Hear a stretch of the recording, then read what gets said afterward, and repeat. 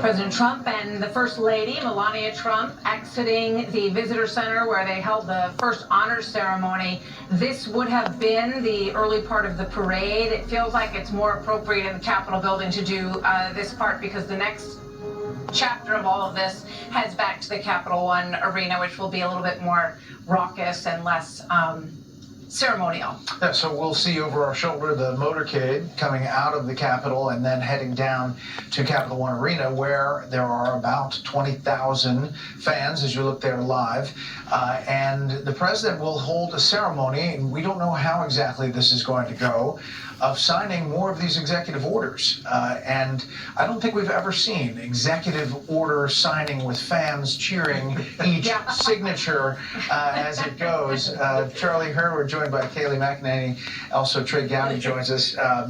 Charlie, it's something. I mean, it's a different feel. Yeah, the Coliseum executive order signings will be just fantastic. It kind of reminds me of in 2016 when he was running, and he would go deep into these explanations about problems with immigration, and then you'd hear somebody in the back of the audience go, "Chain migration," because they want him to talk about chain migration. And it's a wonderful thing, actually, because it sort of is how politics ought to be done in this country, where people get educated about these things. But the other thing, I was really delighted that watching the military procession right there reminded me, I was so glad that we got the 21-gun salute. My only disappointment about it is usually they have the cannons up there on that hill, on Capitol Hill, and they fire them over the crowd of tens of thousands here. And so obviously without the crowds there, you didn't quite get the same effect of the cannons going boom down the mall, but it was good.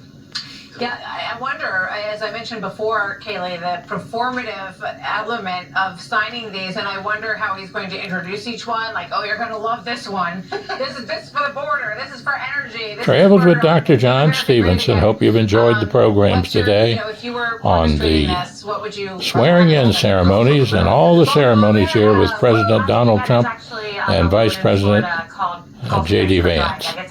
God bless you and have a great day. Just remember, listen to WIOK 107.5 FM on the radio dial, Tri-State Gospel. Post Office Box 50, Falmouth, Kentucky, 41040 zip code. www.begottensson.com and www.godspeaks.biz. Small j, small s, 750-0000 at gmail.com. Have a great day, folks. 859-750-0000. Hope you enjoyed all the programs on our YouTube and Facebook channel. See the President and the First Lady making their way to the Beast, which is the limo that will take them down to Capital One Arena. Let's just listen in here.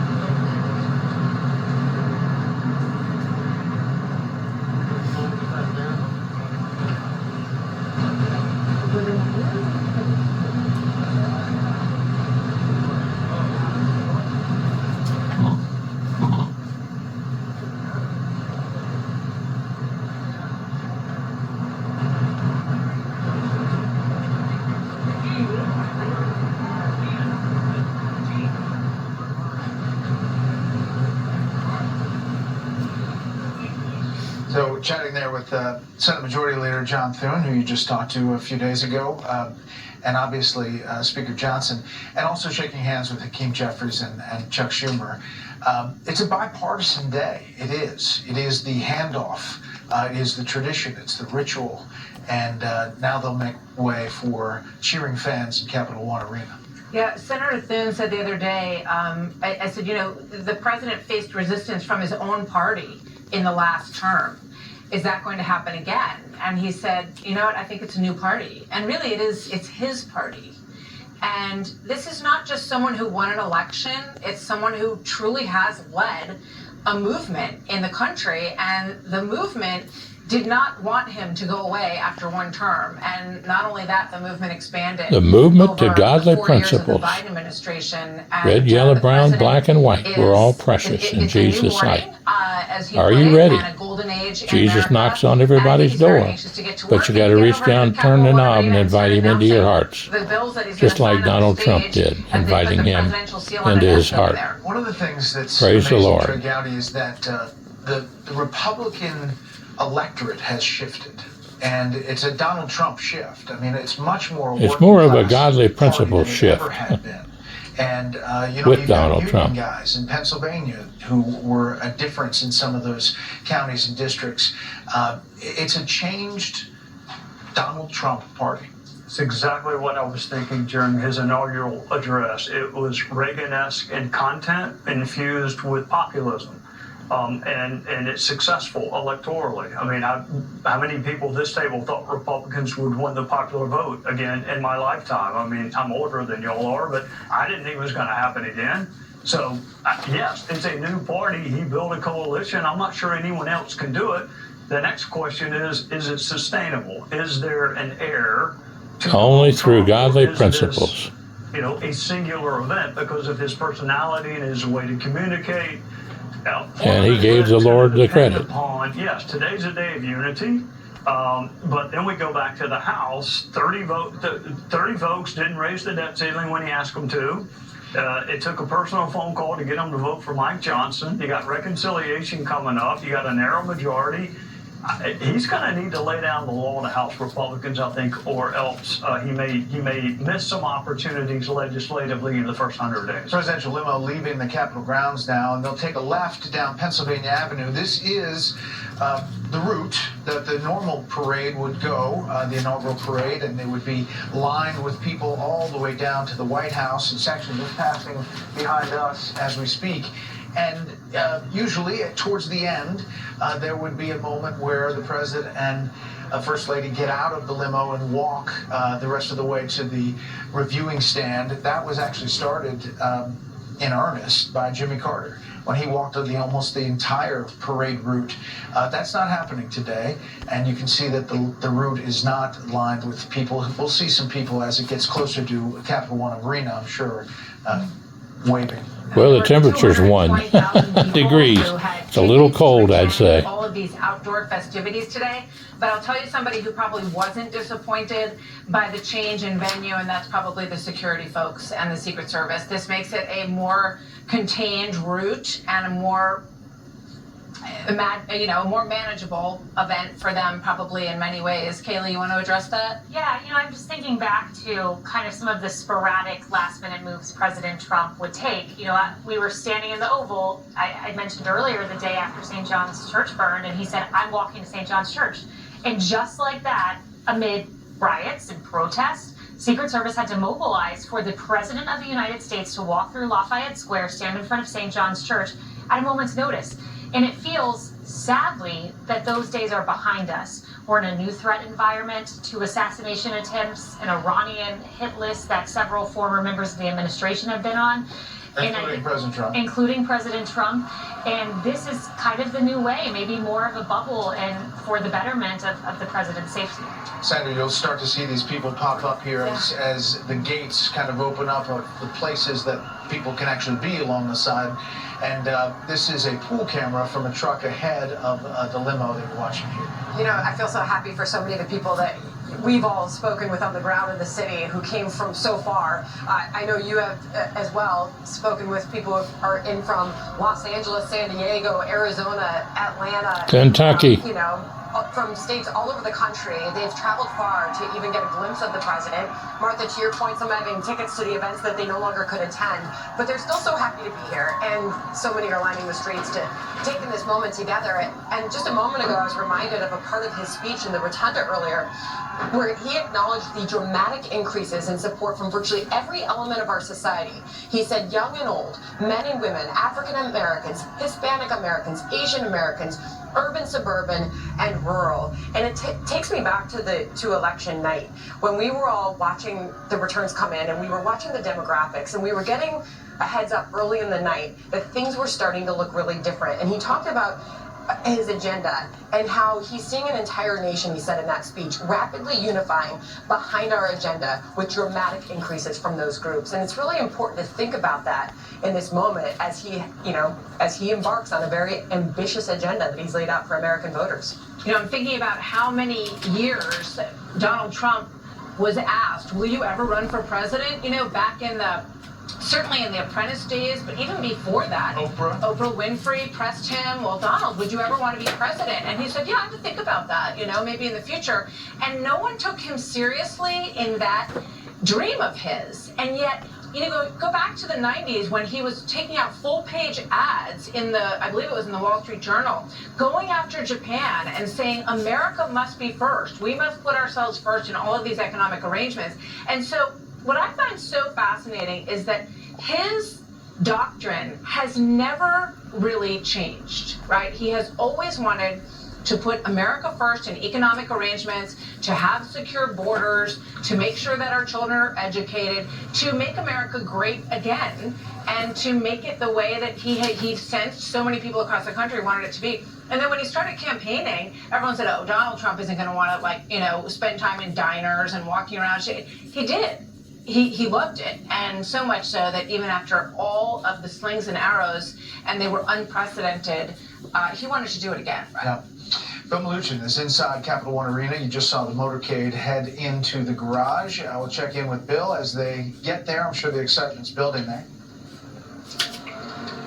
Yeah, Brett, it certainly is. We're in a little bit of a holding pattern right now. It certainly feels like they're a little bit behind schedule. The crowd trying to keep themselves entertained here. They're doing the wave. They're doing different cheers. The pre-program ended quite a bit ago. The last speaker was about an hour ago. We saw Elon Musk get on stage and jump up and down and get the crowd revved up as we're waiting for President Trump to arrive here. What is the crowd waiting for? There is a desk behind us on stage here. That desk has the presidential seal, and the president is expected to sit down at that desk and sign a number of executive orders, all in front of this huge crowd here. Fantastic. 20,000 people who showed up here to watch him. Why are people inside? Because the inauguration obviously was supposed to be outdoors, but because of the cold weather, it has been moved indoors. So there is still an overflow crowd outside trying to watch this. A couple people I know have been texting me, frustrated that they can't get in. There are TVs set up outside for them to watch, however. What can we expect with some of the executive orders? Likely some having to do with the border, energy, finance. One of the big orders he announced today was the termination of the CBP cell phone app that migrants were using. That is what President Biden was using to parole about 900,000 migrants into the country. That app has now been terminated effective today. Any migrants who had appointments at port of entry with that app, those appointments have been canceled. So you can kind of hear it behind us now. It's a little bit quieter here in this arena. Everybody's just waiting for the president to arrive. But once he does show up, you can expect this place is going to erupt. They've been waiting for him all day long, and it is a completely full arena in here, 20,000 people. We'll send it back to you, Brett. Arriving at the White House, Susie Wiles, the incoming and now White House Chief of Staff, Hello, setting peekaboo. up shop, as well as Elena You just waiting for President Trump to come aboard, aren't you?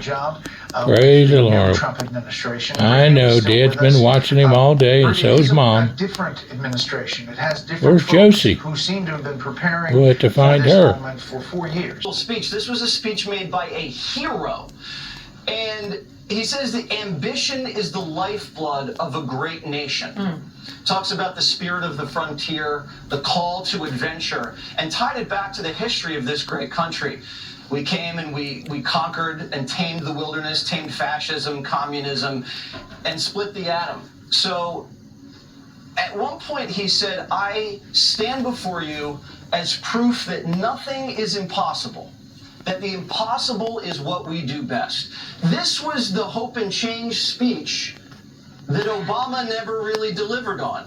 When they said, Barack and Joe, they wanted to fundamentally change America, this agenda is about fundamentally changing America because we're in transformational times. The media is changing. We're changing how we feel about our health. We're changing our economy. We're changing technology. The map is changing. Literally, he said, we want to take back Panama. And it was the most inspiring speech he's ever given that I've personally ever heard. And it's an exciting time to be alive. Greg, the one thing, though, that really didn't change is that throughout the campaign, ever since he announced his run, he said, these are the issues I'm going to work on. And then today he's like, and I'm going to deliver on those very same issues. Yeah, no, he never wavered. During the speech, as I was listening, all I was doing was looking at Joe. You know, watching him as 4 years, the last 4 years was handed to him like a sizzling Trump steak. This wasn't an in-your-face Harold. It was an in-your-face and up-your-ass Joe. It was humiliating. But I think this event is different because it's not just about Trump.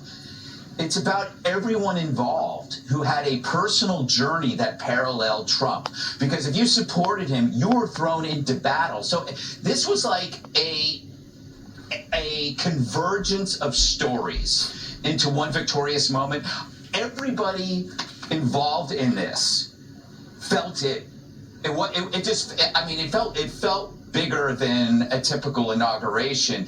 And Trump took it away from the left versus right dichotomy by using 2 words that everyone needed to hear: common sense, right? It's something that we lost under Biden when you looked at the border and the crime and the trans hysteria. It was an attack on common sense, and we needed the middle ground. We needed to go from wanting to deciding, and Trump was there. And his speech was very clear. I saw how the New York Times portrayed it as grim. And it was because he was doing so much that was literally in your face. But that's what happens when you push a country too far. Not only did you push Americans too far under the Biden administration, if they pushed back, you would be punished by cancellation. And that's another thing that Trump did. He took the fear of cancellation off the table. You could share the risk. Everybody shared the risk. Musk, RFK Jr., Tulsi, all these people came in because they realized if you share the risk, they can't come after everybody. So daddy's home. And they may be pissed, but America couldn't be happier. Judge, one of the things that was pretty interesting too was that he gave a speech after the speech. So, yeah. And I think it seems to me that he's having a great time. I think he's not only having a great time, I think he feels the energy that America is feeling today. You know, when he talks about a golden era or a golden age, you know, and a new dawn, and he talks about Liberation Day, so many of us feel the same way. We felt that way on the Wednesday, November 6th, when we realized that we're going to have a president who is not just a president. This man is a man who was delivered to the Oval Office in spite of everything that they did to him, because he was a populist president.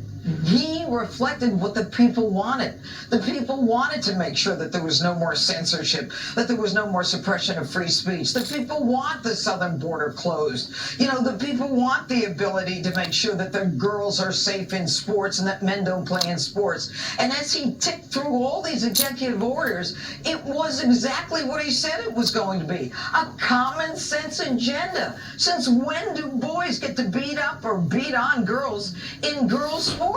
I mean, it's lunacy. And you know, there was one sentence that was compelling for me, and it stopped me when I was listening to it, and it was, "My life was saved for a reason," and you made reference to this, Jesse. "My life was saved for a reason. I was saved by God." And it was a reminder that we are one nation under God. And then you saw the reaction on camera from individuals at the arena. And this country believes in God. We believe in religion.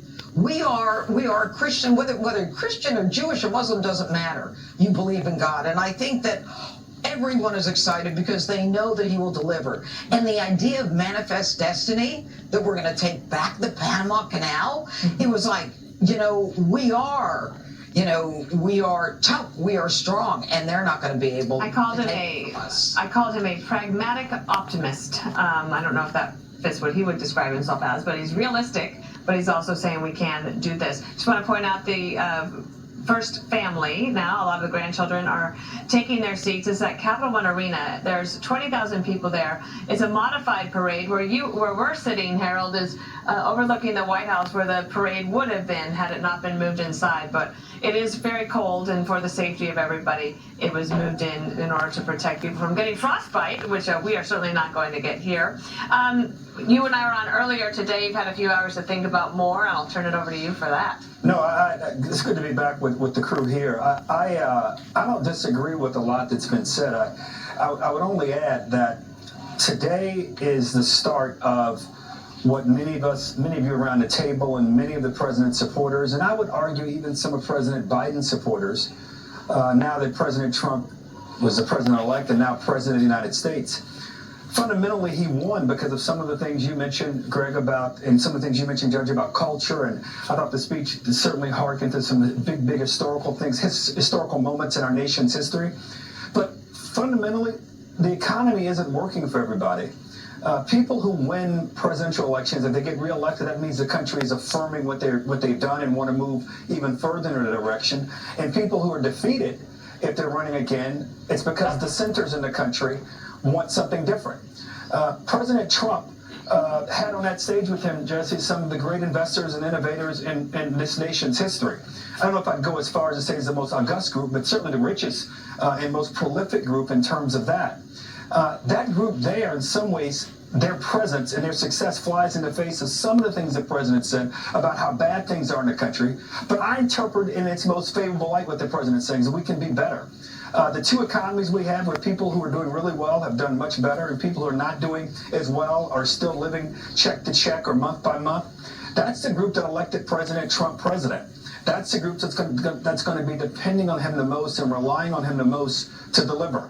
Cutting taxes, cutting regulations, raising tariffs. If this is the winning formula, the president's got it. I'd say to my Democrat friends, as I said earlier, Dana, the one thing that I found refreshing about President Trump is that he can say one thing Monday and really believe it, but if it doesn't work Tuesday, he'll change. And if some of the things he's talking about, if they don't work, I hope the president has the courage to be himself and to change course and to do what's in the best interest and get us all to higher ground in a faster way. So I wish him nothing but the best. One of the things he talked about is getting rid of the woke agenda, and he talked about there will be two genders, and apparently a few people that were at the Capital One Arena told me that the people watching the speech cheered the loudest for this. Let's listen quickly to the president here.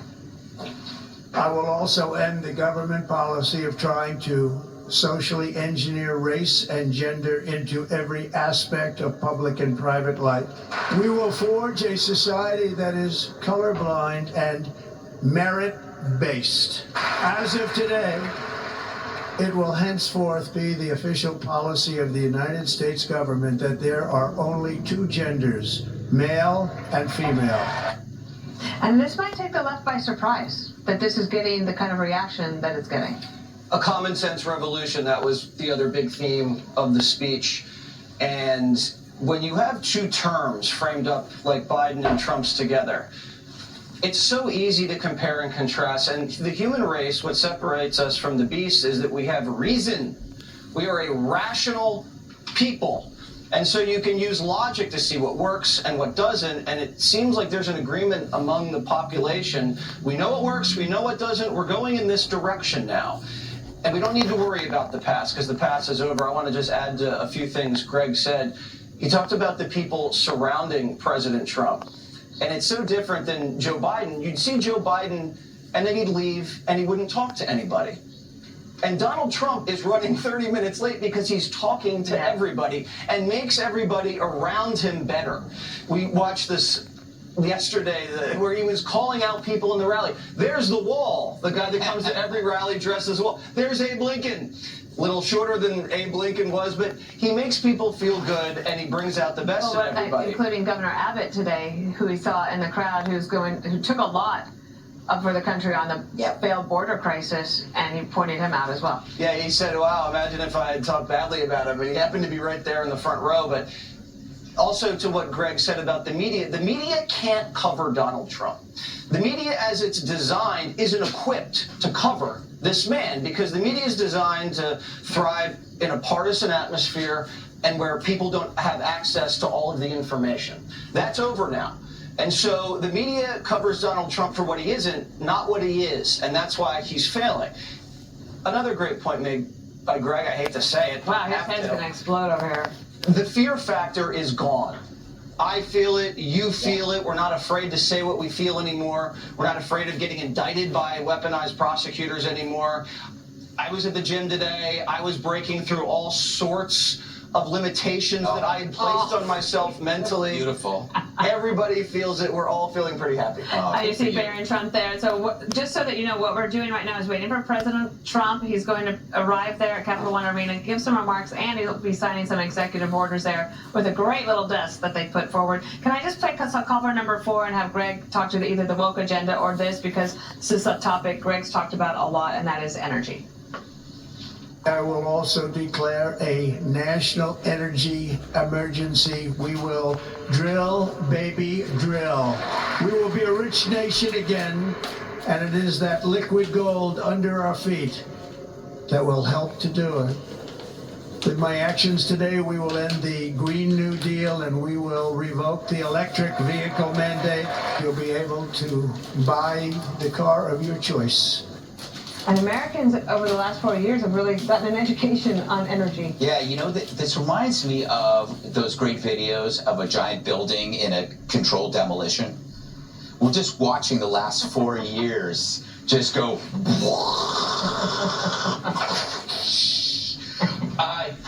Jesse said something great. See? Wow. Is that how it works? Reciprocity. About the comparison, it is easy to compare the terms. And I said that, the Biden term was a horrible halftime show between two Trump halves. And it might have had to have been necessary to remind people how bad it can get, while giving Donald Trump especially, time to think about how to do it better. What needs improvement, what to prepare for. Perhaps you needed to walk through the swamp, before you can return triumphantly. I also want to credit, I think a lot of this, and I brought this up constantly in the last 2 years, the turning point to me was the destruction of the tentpole hoax, the Fine People hoax.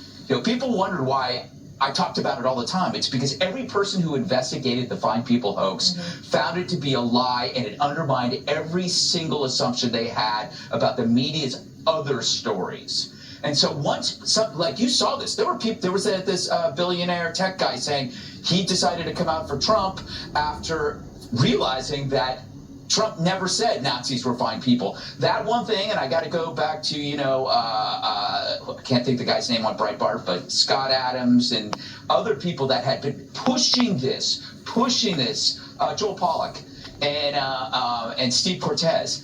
These were the guys that were just saying, this is where it starts. This is the thing that Joe claimed got him to run, and it was all a huge, destructive lie that hurt so many people. The other thing, Judge, is that already at noon today, President Biden's CBP One app is gone. Here's President Trump. This is thought number 11 on the border as we wait for President Trump to arrive.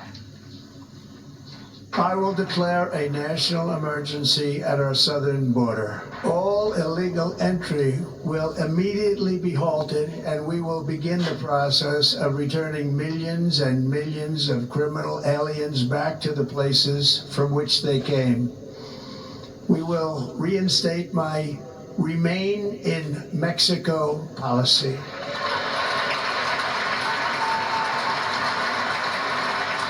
I will end the practice of catch and release.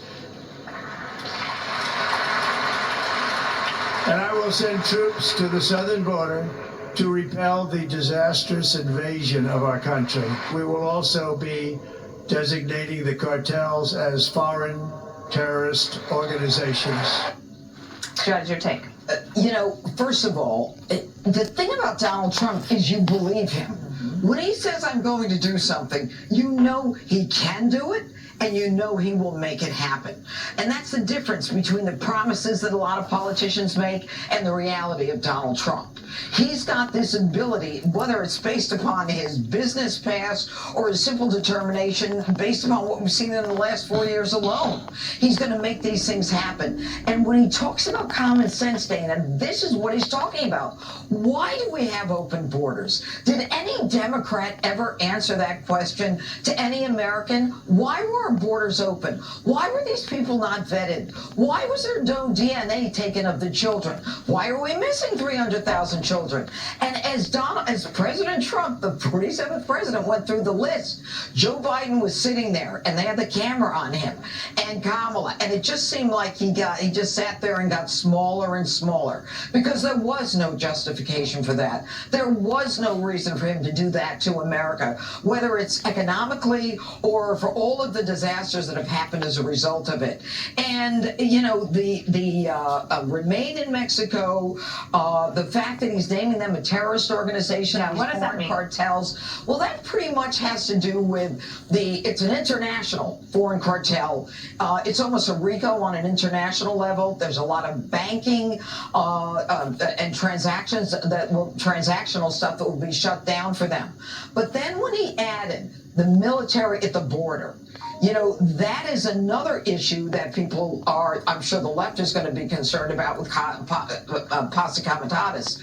But more importantly is, if you've got a foreign terrorist at our border, then we're going to make sure that you don't enter into this country, and we will use the military against you. You're not going to bring poison into America to kill young Americans, and you're not going to be able to funnel this cartel that you have in this country. And those two come together very carefully, the military at the border and the designation of a foreign terrorist organization. And I got to say, for one more thing, the electric cars. Americans were never into it. We didn't want it. With all the nonsense, who's the Secretary of Energy who had an interest in some of the... Granholm. Yeah, Granholm. Elizabeth Granholm, that she didn't want to divest herself. I mean, it was all about money, and that was terrible. But for me, I'm keeping my gas stove. You can't force me to get an electric stove.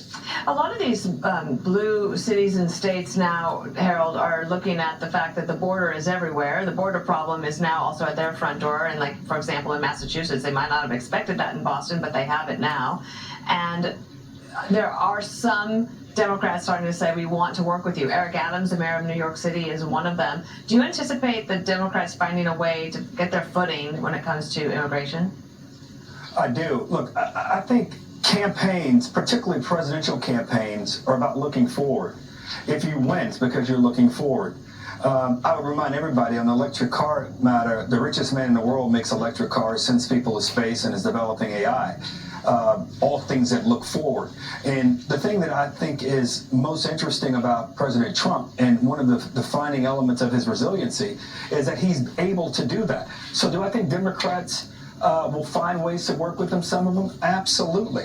You're already hearing some of them, including the senator from the Commonwealth of Pennsylvania, John Fetterman, who's made clear that he'd like to work with them. Now, some may say these people have motivations that are political, and I would say to them, you're right. That's what politics is about. I think one of the things that Democrats have to accept today is that Donald Trump, like FDR and LBJ and Reagan, understands power.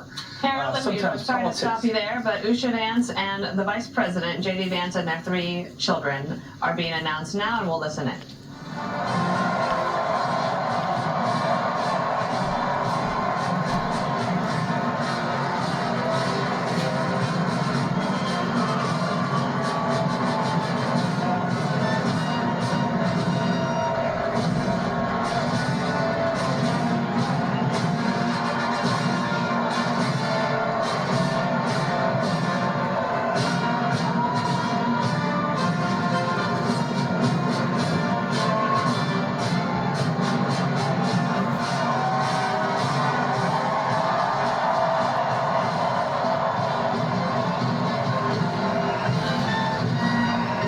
JD Vance and daughter and wife and son.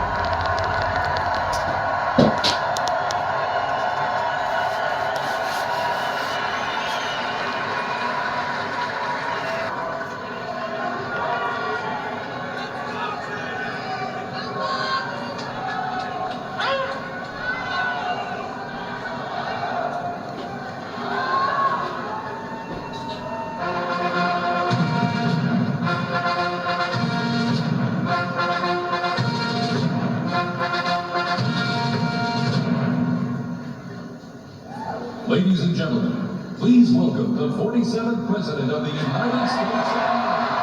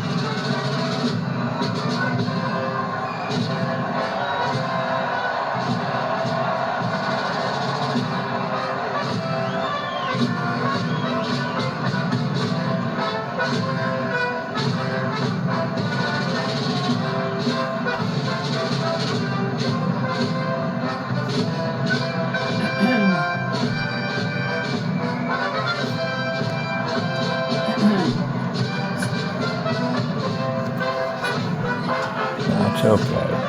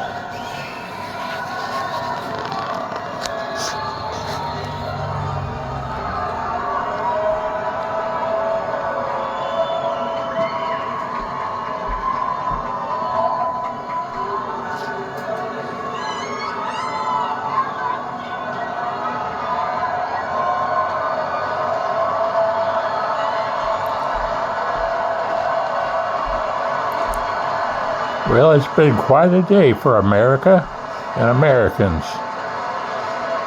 and the world.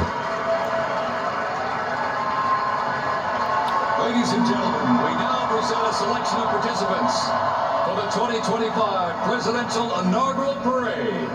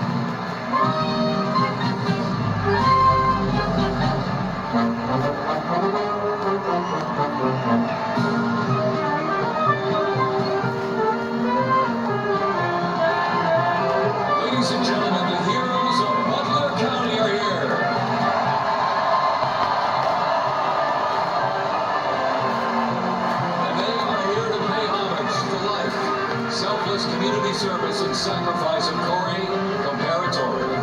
Mr. Comparatori, a 10-year U.S. Army Reserve veteran and past fire chief to the Buffalo Township Volunteer Fire Company, who died during the assassination attempt on the life of President Trump in Butler, Pennsylvania, July 13th, 2024.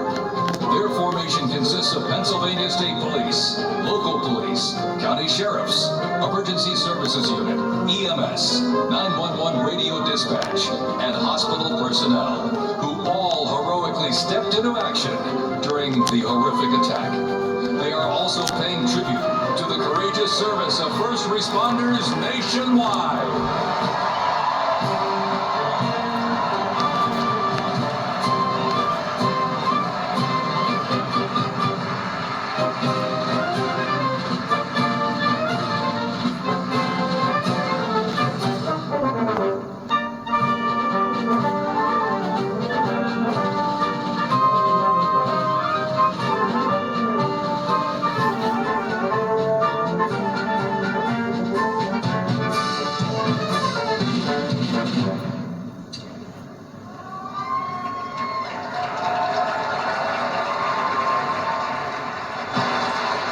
Ladies and gentlemen, at this very special event, let us now take a moment of silence in honor of Corey Comparatori.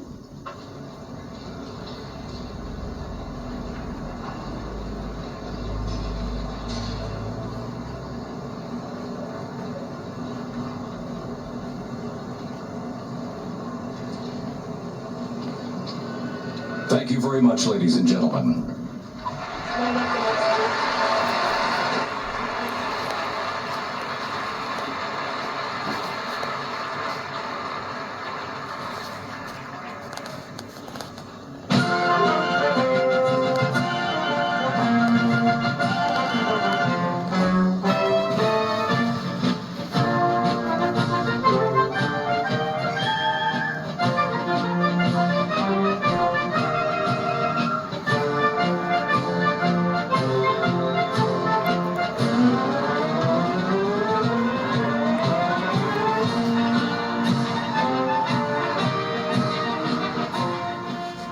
The show must go on, even though it is inside. This is not the inaugural parade that you're used to, but because of the weather, it has moved indoors. And so they're at Capital One Arena, just not too far from the White House here. And Jesse, you mentioned that as we look around the room, that it's like a State of the Union almost, because you have different representations of people, including the citizens and the civilians and the first responders of Butler County, where President Trump took the bullet. Yeah, he had Corey's jacket there being paraded through, and as you mentioned just now, they have some of the hostage families there in yellow.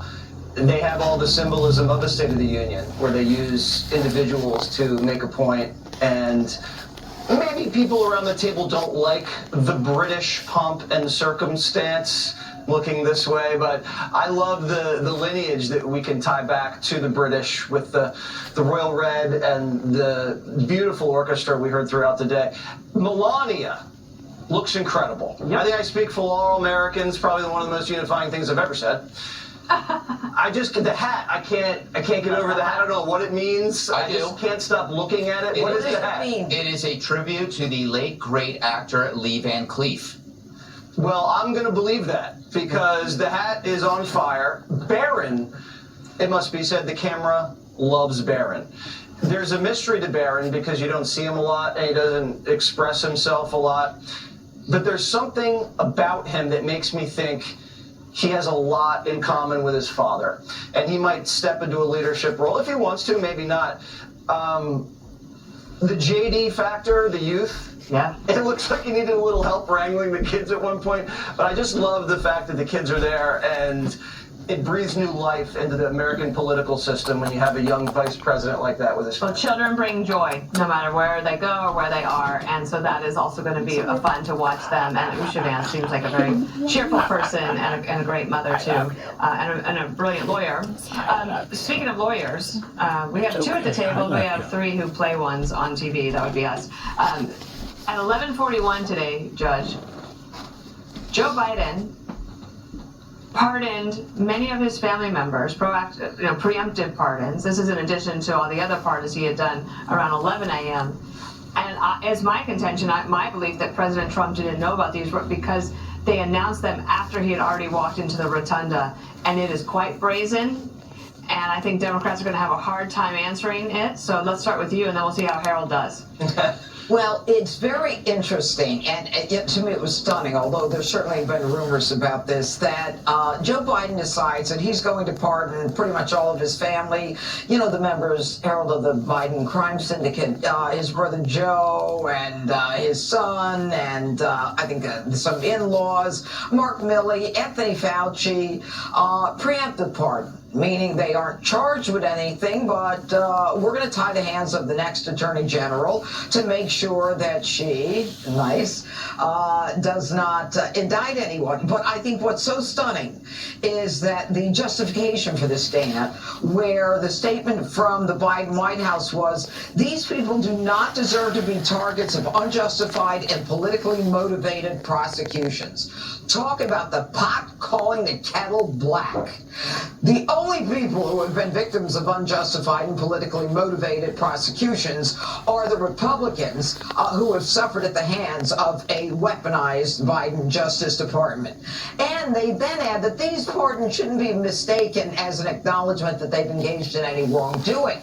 And yet the same Biden administration is objecting to any pardoning of the J6 hostages by saying that, well, if Trump gives them a pardon, it's got to be an admission of guilt. I mean, it's typical hypocrisy that and I'm sure most of America will be happy to get rid of going forward, because we don't have to deal with that hypocrisy anymore. But the shame of this is that it is a recognition that that there is and was a possibility of, based on James Comer alone, there was enough evidence to indict based upon what he uncovered, but James Comer didn't have access to Merrick Garland's Department of Justice. So the evidence is there. They knew it. They have to stop it from the next Attorney General.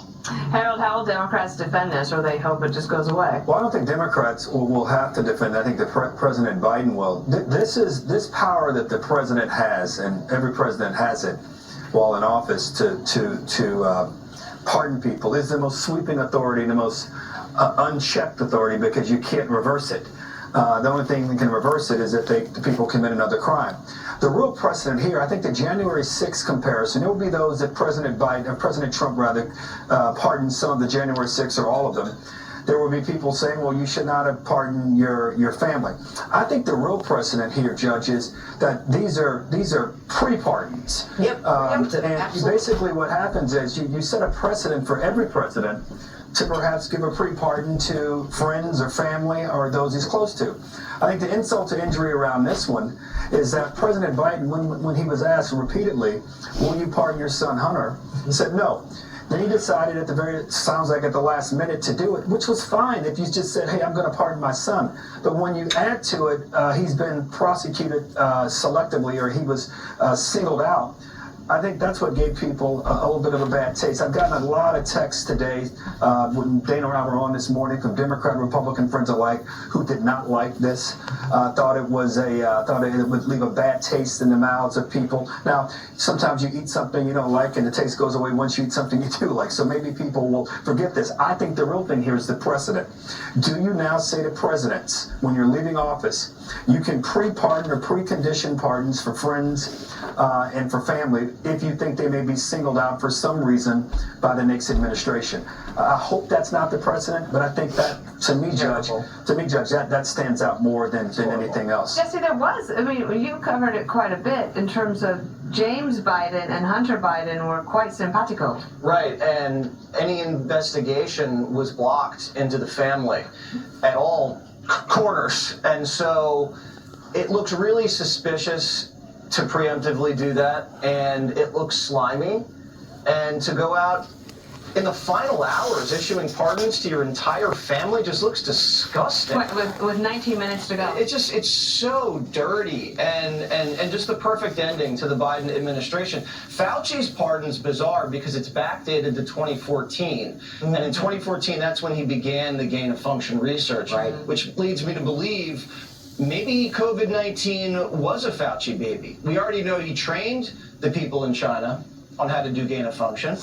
We knew he funded that lab, but this specific strain, that leads me to believe that there's something more to uncover. It makes me highly suspicious. I don't get Milley. I don't understand why all of a sudden he gets a pardon, Cheney, Kinzinger, and I need to know whether they lobbied for these pardons, because that's important, or if any money changed hands, because you know the Biden family's very easy to bribe. Well, first of all, he pardoned 5 family members, 4 of whom we've never really even heard of. So that was to make it appear that he was not protecting one. It was like, I'm doing all these people, but it was really about his brother. So it's like that episode of Murder, She Wrote, where this guy poisons a bunch of people, so it's not like he just poisoned his wife, so then it throws the scent off him. You remember that episode? That was like Law and Order, too. Yeah, it was Law and Order. They just assumed that would throw us off the stench. But you're right, it does stink. This isn't a bad look. This is scummy. The final act of a scoundrel is literally a stink bomb thrown as you exit the building. And, accepting the pardon, is that accepting guilt? I say yes. I really do. And is Adam Kinzinger going to refuse the pardon because he said he didn't want one? And I do think that regardless of pardons, you still investigate. It doesn't say you can't investigate, especially with Fauci. I mean, you know what? If you can't throw him in jail, at least make it so that he's forever known for what he did. And that's the same thing with the Jan 6 committee. Maybe they won't go to jail, but we got to find out exactly what they knew and what they hid. So Rand Paul could bring Fauci in. Yeah, yeah. And he has to talk, right? Yeah. He has to talk. Yes. And he has no reason not to. He's pardoned. Right. Yeah, there's no fifth anymore. Right. We want to also talk about the fact that Donald Trump, there you see him there with J.D. Vance, and I believe that's his oldest, J.D. Vance's oldest son, who is trying really hard. Pay attention there. He is a little bit sleepy, and they're holding him up. In a few minutes after the parade goes on for a while, Judge, you'll hear a speech from President Trump, and he's going to sign several executive orders. So tell me your thoughts on that as it gets underway. I am so excited about the president signing these executive orders. There's this desk in the arena, and it's got the presidential seal, as you and I were talking about earlier. But what the president is doing is he's saying to those 20,000 people in the arena and to the American people, this is for you. You are a part of this. I am signing this to tell you that the promises made are going to be met and they're going to be delivered. And he will tell everyone what they are. And so the American people can see that of these 200 executive orders that he's going to sign, compared to 4 that he did in his first term, and apparently Biden in his first day did 22. But these 200 are the promises kept to the American people. And we will be included in it. And I think it's a wonderful way for the president to admit that he is there because of the American people. A little bit of shock and awe at the beginning. Yeah, I'm really cold right now. Yeah, we all are. Oh my God. We got 16 minutes. It's interesting to me that the Republicans and Democrats have a reverse problem. The Republicans had the right ideas and have had the right ideas, but they were lousy on persuasion. I mean, think about Trump, who was before, Mitt Romney. Trump comes in and injects persuasion into this. The Democrat had the reverse problem. They have toxic ideas, but their persuasion was powerful. Their persuasion was, if you come out against these ideas, you will be considered a racist, a homophobe, whatever. So it was the fear of cancellation. That was their persuasion. Now that the Republicans have discovered persuasion through Trump, with clear, concise ideas, hard work, achievement, a return to law and order, all of these things, you're left with the Democrats being exposed as empty vessels. If they don't jettison these ideas, the identity politics that have forced them to deceive Americans, they're done. Harold. I don't disagree with a lot that's been said, but I would just remind everybody of 2 things. One, the race is over. President Trump is now the president of the United States. He's now sworn in as the 47th president. I do find it interesting, Judge, that he's going to sign these orders today. I hope I agree with some, if not all of them. But if we're going to talk about admissions, and I think one can make a credible argument that a pardon is an admission to something. when you have the majority in the House, even though a narrow one, and you have the majority in the Senate by 3 votes, you normally sign executive orders when you can't get something through Congress. So I know the president knows, and his White House counsel and everyone in that White House knows that the last things you do as president are passed by the House and the Senate and signed by the president. That's one of the reasons this TikTok thing is so interesting, because it was passed by the House, passed by the Senate, signed by the then president, former president now, and then ratified by SCOTUS. So I'm looking forward to the stuff on energy. I think the energy stuff is most interesting because I think it can help unleash more growth and lower prices, and the president has made clear he wants to make things more affordable. On a very personal note, I want to congratulate my friends at the Capital One Arena, Raul Fernandez and Ted Leonis. You guys did one heck of a job adjusting so quickly to be able to allow, as Greg said so well, to let people walk in a circle there and have a... They had a hockey match there on Saturday night. They certainly did. It all around. They certainly did. Congratulations to those guys. I mean, I don't know. Not a tennis match, it's just a hockey game. Hockey game. You had a great analogy last week with Barry Sanders. That'll do me for a while. Playing with house money. Some of these executive orders, I don't know if we've even talked about it. He yanked his security clearances of these 50 I know. Yeah, that's a great lied one. about the laptop, and that's the lifeblood of how they make money in the private sector. Right. The in-person work is back. They're going to have to come into the workplace now. Ending DEI. And to Greg's point, Republicans, besides the persuasion thing, there's no fear of being called racist, a bigot. The Republicans were so skittish about taking bold action. Now they don't have to worry about that anymore on the border. You saw it today when the media immediately put out a video of some migrant crying when her border app didn't work. That's not going to move the needle anymore. Right. Some of these executive orders on the border are going to take immediate action. Catch and release, gone. Remain in Mexico, immediately enacted. That's going to have a very, very quick result. Wind leases. So people at the Jersey Shore, we were dying for President Trump to kill those wind farms because they were just destroying the environment, killing whales. The fishermen hated it. All of the tourists and the homeowners hated it. No more wind farms off the coast. Thank you. Go ahead. One of the ones that I thought that struck me was reduced civil service protection for federal workers. Now, we've known that a lot of federal workers since the pandemic are still working remotely. Then we heard now they want to work 4 days a week only. They don't want to come back. And, you know, the glut of the federal government and the size of the federal government is, you know, a real problem for, you know, for the budget. And the real problem has been the inability to get rid of people in the federal government. And he's going to start tackling that. It's going to make a big difference. The funny thing and the sad thing at the same time, having to do orders to get people back to do their job. Some of these people go in 1 day a month. And then you think about, like, you know, the border decisions, and you think about there are only 2 genders. It's kind of sad that we have to say this.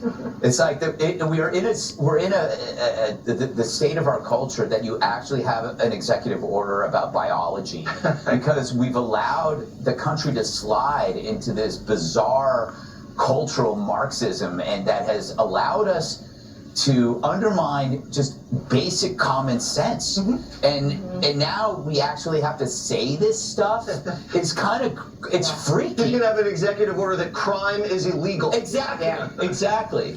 Well, I want to also play for you. This is a media montage of a lot of frustration from other places about the tech titans being there today. Watch.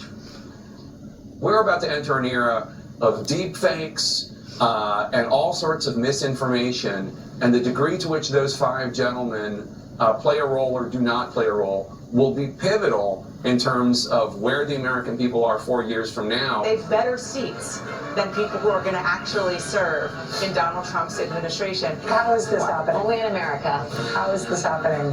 Why are people with tons of money up on the dais? That is so rich. Oh man. Right. You know what I think? I think that was fake Tapper, not Jake Tapper. I think that was misinformation. You know, even if you believe the Tech brothers will somehow come together and create misinformation, they can't even approach the scope, the scale, the breadth of the Joe Biden cover-up. That wasn't done by the Tech brothers. That was done by you guys. You know, the Tech brothers didn't tell us Joe was fine.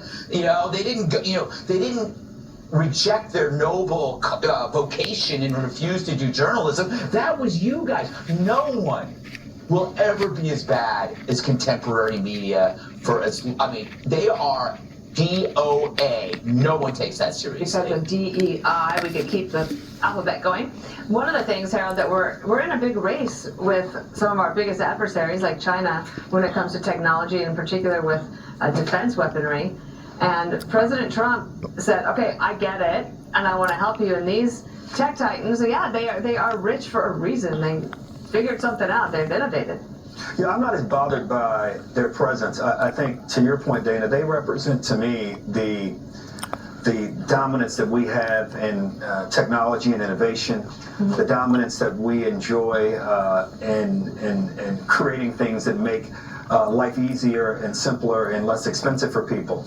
I think to your point about defense, I think President Trump wanted to send a message to Putin and to Xi today. We talk about messages he wants to send. I sometimes don't agree with President Trump, but I think for those leaders, I agree with him today, for those leaders in those countries to see the greatest minds, the most prolific thinkers, investors, and innovators that our country has on stage with the president, who many did not support 4 years ago, or maybe even 2 years ago, or for that matter, even a year ago, to say that we're united, I think is a very, very powerful and compelling thing.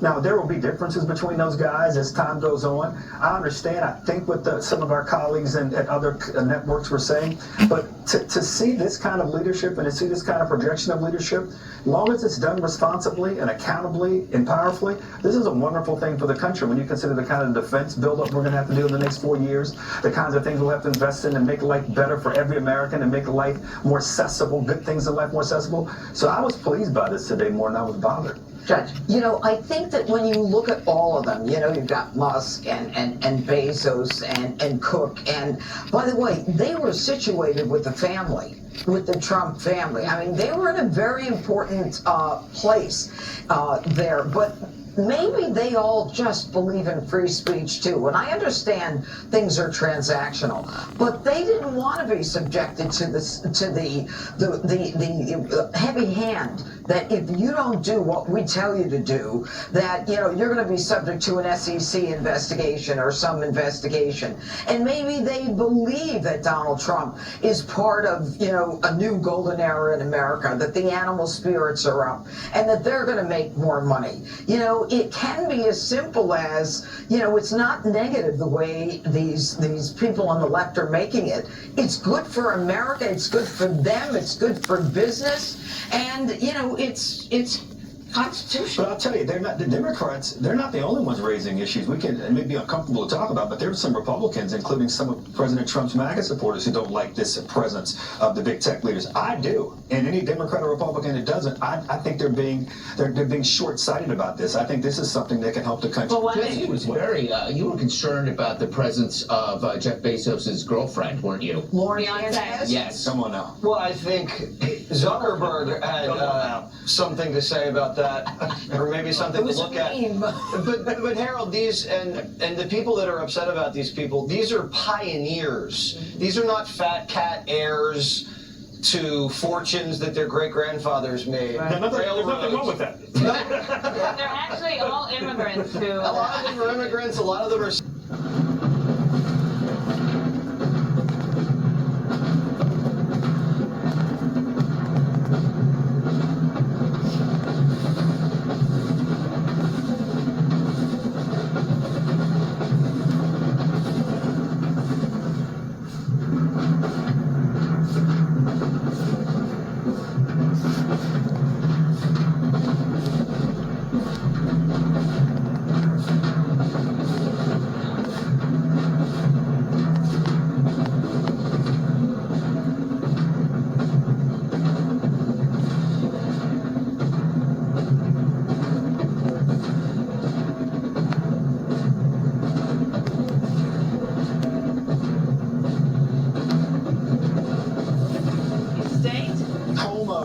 Just where Jerry Rice went to college, and the late great Steve McNair, who quarterbacked the Tennessee Titans, went to college. That's right. And Steve Witkoff is going to introduce President Trump. And Judge, you had a chance to talk to him the other night. This is the person who helped get the ceasefire deal, and as a result, we had 3 hostages returned home yesterday. Yeah, you know, it was very interesting. I mean, the passion, you know, the energy, and what he talked about, and you know, they have some insight into what some of these women have already gone through, and we haven't heard about it yet publicly, but we will be hearing about it, and it's very stressful. I mean, what happened to many of these young women is horrific, and it is disappointing that we got, you know, 1 woman or 1 hostage for every 19 Palestinians from prison.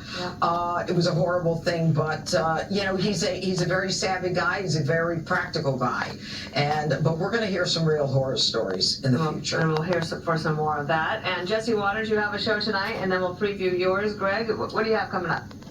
So we have Nelly on primetime, and Hulk Hogan, and some other characters. Nelly the singer? Nelly the singer, Gerald. How do I know more about Nelly than you? It's getting hot in here. So we'll be broadcasting from one of the balls, and you've done an amazing job today. Thanks. Listening to your coverage all day, and we'll continue to listen to Greg at 10, live. Greg, what do you got going on at 10? I have Nelly from Little House on the Prairie. You love Nelly, I didn't love you? that show so much. Yes, Nelly. Yeah, she'll be here to talk about what it was like on the prairie. It wasn't this cold though, Greg. No, it wasn't. We got a great show tonight. Right? Walter Kern's going to be on Kennedy, where it's going to be live at Constitution Hall. But just a parting thought. I think this is this is just a great unifying day for everybody who really shared the risk. This is about millions of people who, volunteered their reputations, their livelihoods for a better life, a better America. Money on the line. Yep. And so we're going to see a lot of changes tomorrow morning. I'll be back in New York City with Bill Hemmer as we have the first of what will be many exciting days. Caroline Levitt, the White House press secretary, the incoming, well, she is press secretary now, just behind us in that building there. She'll have her first briefing, and no doubt we're in for a great experience here the next few years. Judge, last words here? The beginning of the golden era, a happy day for Americans. All of us worked very hard for this day to come, and God bless America. Harold? It would be hard for me to root for either Notre Dame or Ohio State tonight. I think I gotta go to That game got canceled, Harold. No, I did. Okay, you both have great shows tonight, and we will see you tomorrow. Thanks for joining us. We're gonna go warm up. Hey, Rhett. All right, thank you. Good evening. I'm Brett Baer. We are live on Capitol Hill tonight, where Donald Trump was sworn in as the 47th president of the United States just a few hours ago. The golden age of America begins right now. I return to the presidency confident and optimistic that we are at the start of a thrilling new era of national success. I stand before you now as proof that you should never believe that something is impossible to do. In America, the impossible is what we do best. It was the climax of what's being called one of the greatest political comebacks in history. The new president says he wants to be a peacemaker and a unifier. He has declared national emergencies at the southern border and concerning energy production. He promised to launch astronauts to Mars, take back the Panama Canal, and rename the Gulf of Mexico. As you look there live at Capital One Arena, let's dip in, give you some flavor of what's happening there on the ground.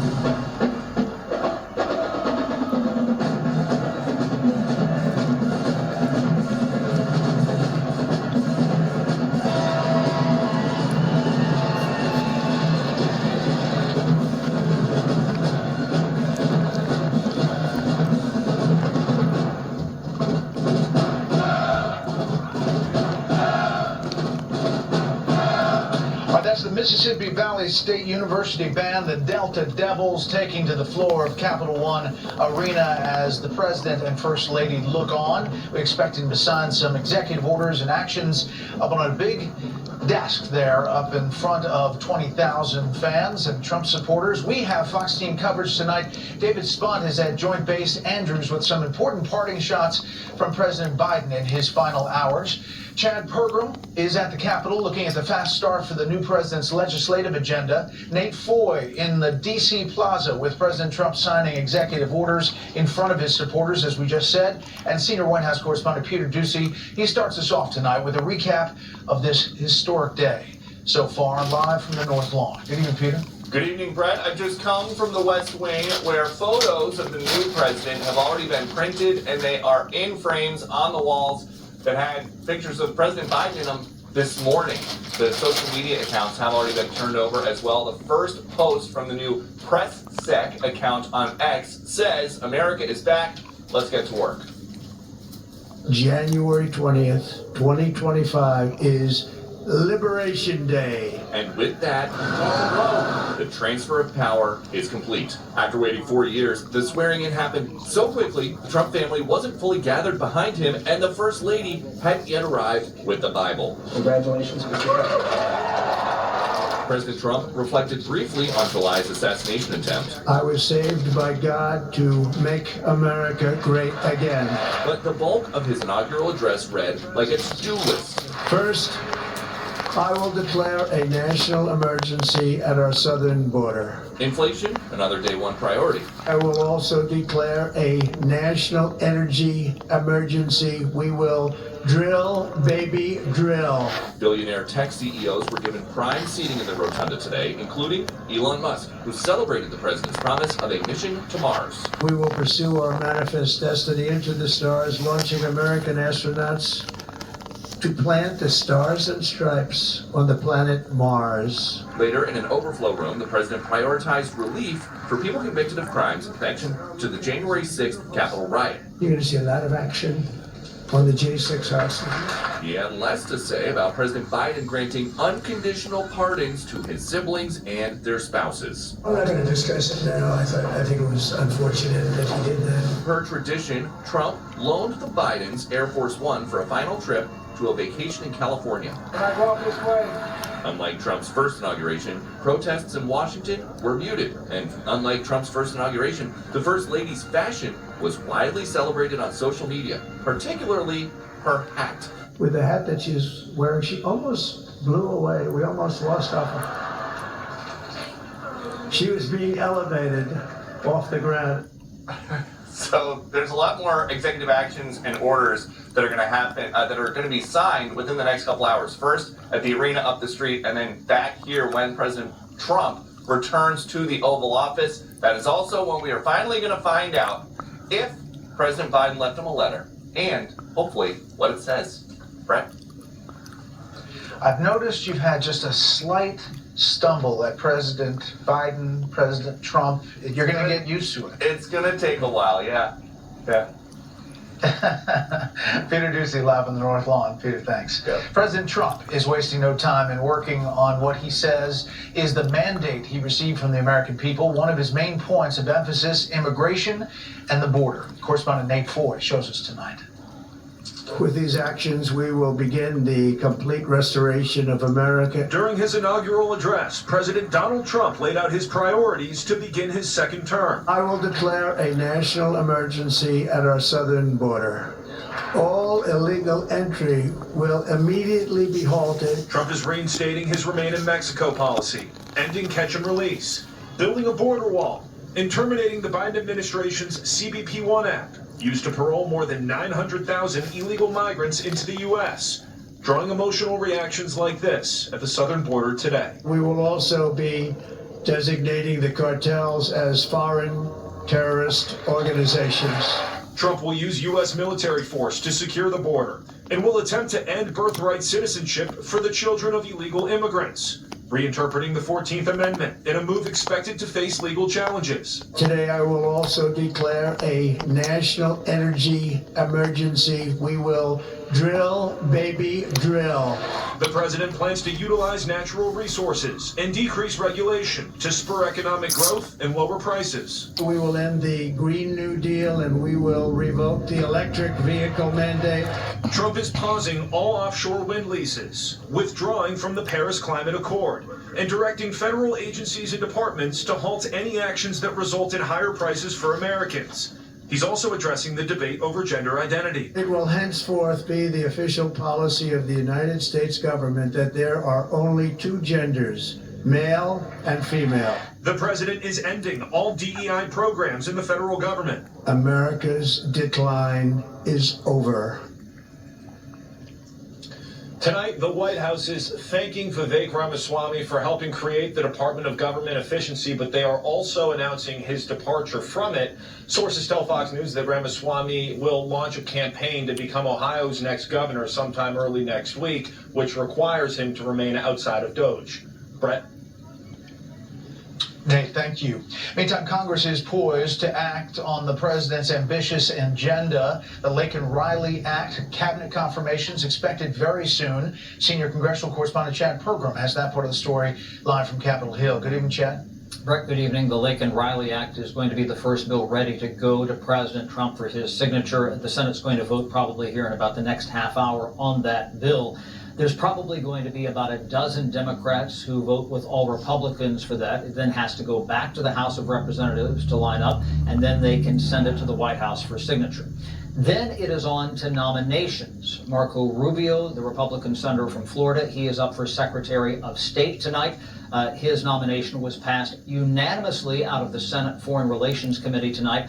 Rubio indicated just a bit ago that he might, in fact, vote for himself. Now, that is not the custom in the United States Senate. There have been 44 senators who have been up for cabinet nominations before, and most of them have recused themselves or voted present. Jeff Sessions, the former Republican senator from Alabama, who was Trump's first attorney general, he was the last one in that position.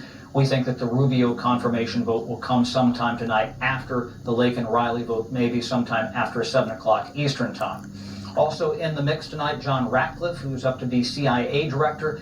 His nomination came out of the Intelligence Committee. The vote there was 13-4. We don't think that's going to go to the floor tonight.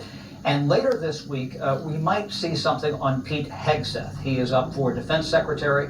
The Armed Services Committee approved his nomination tonight, 14-13. They are trying to broker a deal to confirm him sometime before Friday. Brett? Chad Pergram, live on Capitol Hill. Chad, thanks. Let's go back to Capital One Arena. Steve Witkoff, the president's Middle East envoy, is speaking now ahead of President Trump. If we take that live shot, he's speaking about the deal to get hostages. The families themselves have these yellow scarves on in Capital One Arena, some of the family members. Let's listen in. Leader who delivers results resonates far beyond Washington. Leaders in the Middle East know he means what he says. His ability to cut through bureaucratic gridlock and focus on tangible results is the game changer. It allows me to approach delicate negotiations with the confidence that the full weight of the United States is behind me. The principles President Trump has laid out for our approach to the Middle East and foreign policy in general are fourfold, and they are clear. 1, respect for sovereignty. Every nation deserves the right to determine its own destiny, free from the interference of external powers. 2, economic prosperity as a bridge to stability. Through economic partnerships and investment, we can build a foundation for cooperation that transcends historical grievances. 3, courageous diplomacy. Real progress requires difficult conversations and bold decisions, and it is through these that trust is built and maintained. And finally, 4, reciprocity and accountability. The United States requires reciprocal actions from our partners. We are done carrying the financial burden for nations that are unwilling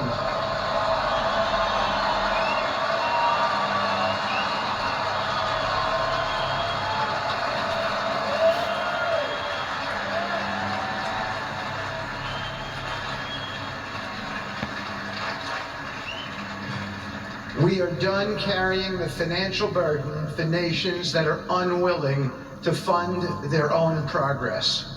The days of blank checks are over.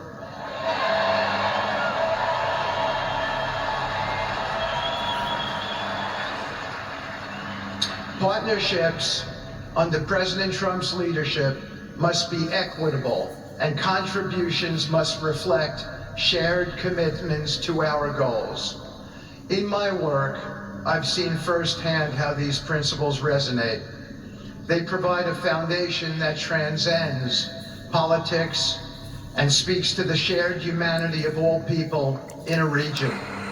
Leaders across the Middle East recognize that this Trump administration is serious about results, not symbolic gestures, but real, meaningful progress that improves lives.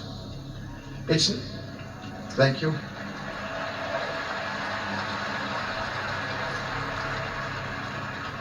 It's not always easy. There are moments of deep challenge and frustration. Decades of mistrust cannot be undone overnight.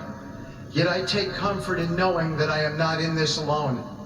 President Trump's clarity of vision ensures that I never have to question what success looks like. His leadership provides the confidence and direction necessary to navigate these complexities. As we move forward, my commitment is to continue the work of advancing President Trump's vision for the Middle East. Whether through expanding the Abraham Peace Accords, fostering economic development, or facilitating dialogue between long-standing adversaries, my focus remains on actionable results. Let me close by saying this: a stable and prosperous Middle East is not an unattainable dream. It is a goal within our reach, made possible by strong leadership and unwavering commitment. Under President Trump's guidance, we are proving that the impossible can become reality. Thank you, but I have one more thing to say. We have some special people for me to introduce you to tonight. President Trump has been talking to them as well. They are the families of hostages from Israel who have been in Gaza for the last year and a half. There are many of them here today. Several of the families have lost children and loved ones, and they're here because they're part of an effort to retrieve their bodies so they can be buried in a proper way. Several have children who are still in captivity. There is an American family here whose loved one is scheduled to come out in 14 days, and they're going to be meeting the president tonight. So let's give them all some love and a big hand. Come on up.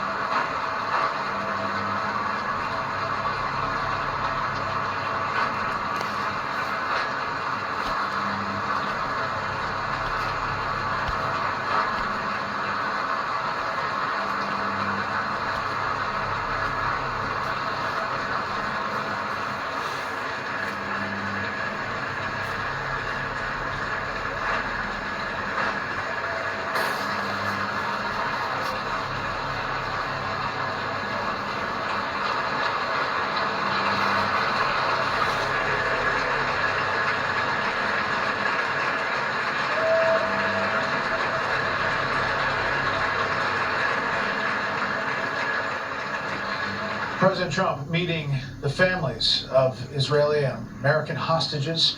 You can see them there with the yellow scarves at Capital One Arena, where he is getting ready to address supporters there as this moment happens. We're going to bring in our panel now. Trey Gowdy, former congressman from South Carolina, the 5 co-hosts, Jessica Tarloff, Kellyanne Conway, former senior counselor to President Trump, and Alex Castellanos, a political consultant, co-founder of the chairman and chairman of Purple Strategies.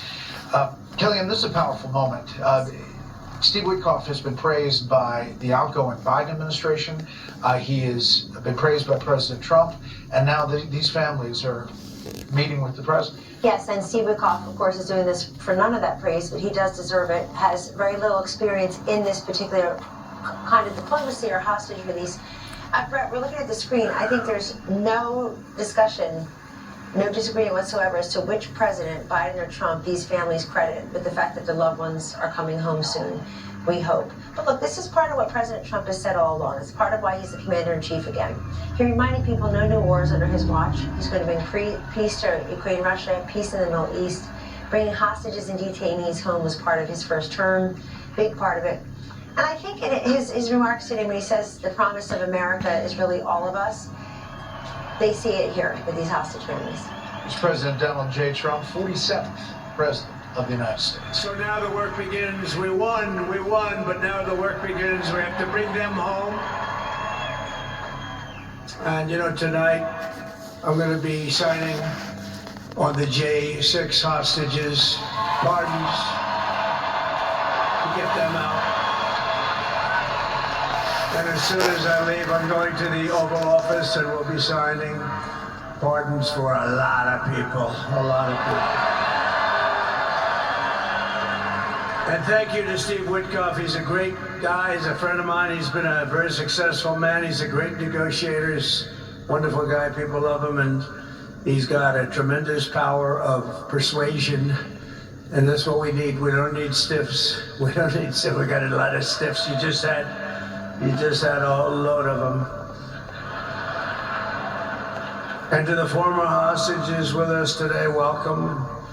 Welcome home. Some of the folks are former hostages. Not a good situation. The 3 young ladies that came home yesterday, you saw that. They're more coming home every day now. They're coming home. But they were hurt. They were hurt. They were hurt. One had her head blown off, fingers on her hand indeed was blown off. She was trying to defend herself from a bullet being fired. Do you believe this? A bullet knocked off her hand. I don't know. You look at it, it's a disgrace. We never stopped praying for you, and we're so glad that you're reunited with your friends and families, and God bless you all. And some of them are just saying, no, my son is gone. But please just bring home his body, right, Steve? Many of you have told me that your son is gone, but bring home his body. It should have never happened. 3 years, it's ridiculous. Should have never happened. Wouldn't have happened.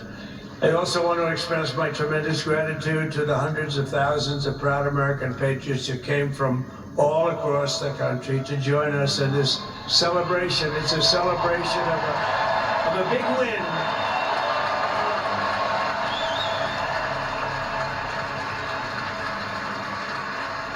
And you're witnessing the dawn of the golden age of America. That's what it's going to be. We're bringing it back. We're going to bring it back fast. We're going to bring it back fast.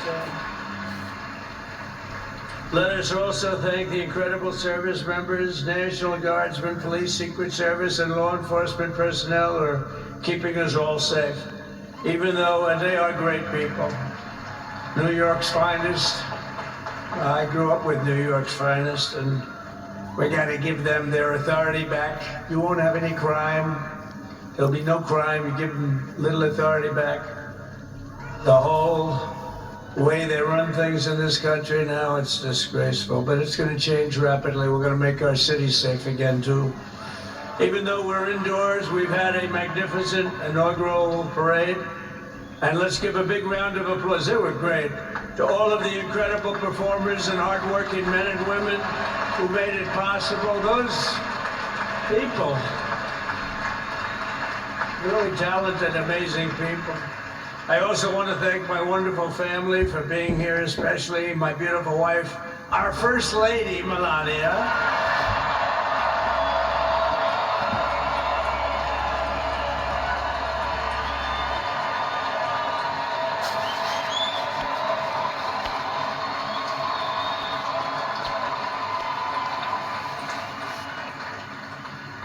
They love our First Lady. And also, JD. How good has JD been? And his beautiful wife, Usha. How good is JD? JD has been great. He's another good negotiator, Steve. He's a great negotiator, too. We need negotiators in this country. But so many of the people on the stage behind, not only family members, as an example, Laura Trump, the wife of Eric. She was the head of the Republican Party, along with my friend Michael. Stand up, the two of you. What a job. What a job they did. They worked so hard. They knew they'd be rigging, but they said, we're going to make it too big to rig, and we did. We made it too big to rig. We won every swing state by a lot. We won the popular vote by millions and millions of votes. We won the whole ball of wax. And now we're going to go and drill, baby, drill, and do all the things that we've wanted to do and bring your costs down, your prices down, and make our country safe. So thank you very much, Michael. Thank you very much. What a job you've done, Michael. I'm never moving you, you know. He was thinking about getting a nice job in the administration. I said, no, I'm leaving you right where you are. You've done a very good job. We're not moving you, Michael. I'm sorry. Anyway, thank you very much. Appreciate it. Appreciate it very much. Right here with us also in the arena, I'm about to sign some very important executive orders of our new administration. Hey, Don, will you stand up, please? Don is another one. How about Don? This guy.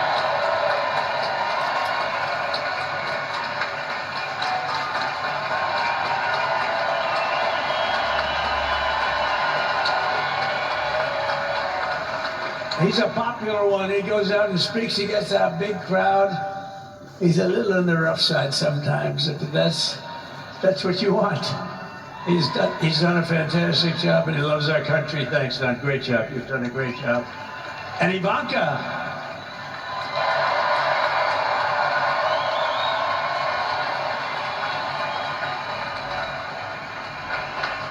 And you know, Jared negotiated the Abraham Accords, which are the biggest. It's the biggest deal made in the Middle East in many, many years, and it's really something. Jared, stand up, Jared. The Abraham Accords.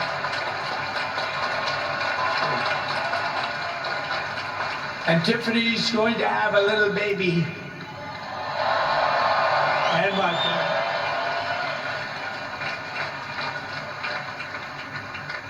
And then I have a very tall son named Barron. Has anyone ever heard of him?